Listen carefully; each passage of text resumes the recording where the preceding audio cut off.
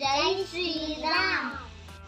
ಎಲ್ಲರಿಗೂ ರಾಮನವಮಿ ಹಬ್ಬದ ಶುಭಾಶಯಗಳು. ಇವತ್ತು ರಾಮ ಹುಟ್ಟಿದ ದಿನ.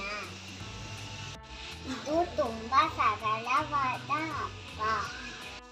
4 ಯುಗಗಳಲ್ಲಿ ಒಂದಾಗಿರುವ ತ್ರೇತಾಯುಗದಲ್ಲಿ ಶ್ರೀರಾಮನು ಜನಿಸಿದನು. ಮಹಾವಿಷ್ಣುವಿನ 7ನೇ ಅವತಾರವಾಗಿ ಶ್ರೀರಾಮನು ಈ ದಿನ ಅಯೋಧ್ಯೆಯಲ್ಲಿ ದಶರಥ ಮತ್ತು ಕೌಸಲ್ಯನ ಮಗನಾಗಿ ಜನಿಸಿದನು. ಶ್ರೀರಾಮ ಇದು ತುಂಬಾ ಪವಿತ್ರವಾಗಿರೋ ಹೆಸರು. ರಾಮನಾಮ ಜಪಿಸೋದ್ರಿಂದ ಕಷ್ಟ ಎಲ್ಲ ಪರಿಹಾರ ಆಗುತ್ತೆ.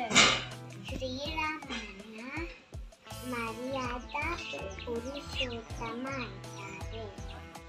ಈ ಹಬ್ಬವನ್ನು ಬಹಳ ಸಂಭ್ರಮ ಮತ್ತು ಸಡಗರದಿಂದ ಆಚರಿಸುತ್ತಾರೆ.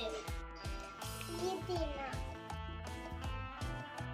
ಪಾನಕ ಮತ್ತು ಕೋಸಂಬರಿ ಸೇವಿಸಬೇಕು.